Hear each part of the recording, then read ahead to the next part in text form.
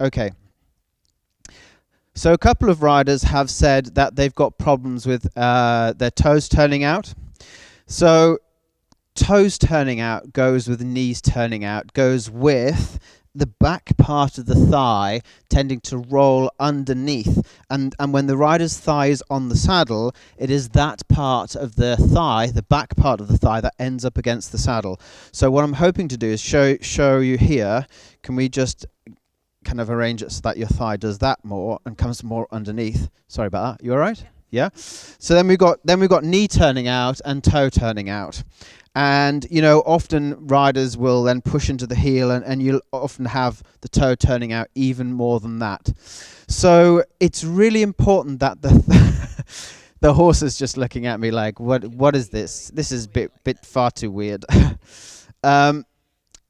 If you've got a problem with your toes turning out, knee turning out, you're going to have to pull the muscle of the thigh out of the way to get the thigh flatter against the saddle.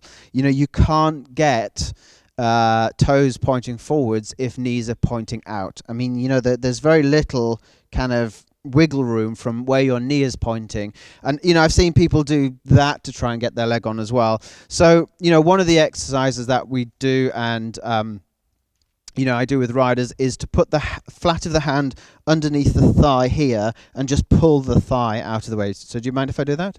Okay. So what we try and do is rotate the thigh in more and bring it flatter in against the saddle, so the thigh bone gets flatter against the saddle. And we can see already that the toe is more pointed forwards just by virtue of getting the thigh a little bit more rotated in and getting the muscle, the flesh, out from underneath the thigh so that it lies flat. And it takes a while, but you can train your thigh and your body to be flatter, to be snugger against the saddle. If you watch any of the Charlotte or Carl riding, you know, especially if you watch them coming towards the camera, you'll see this sort of complete snugness here of the thigh.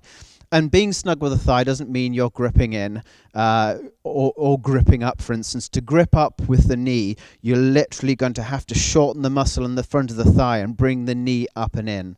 But actually what we're after is that whole thing of the thigh reaching away down towards the ground and the foot remaining light.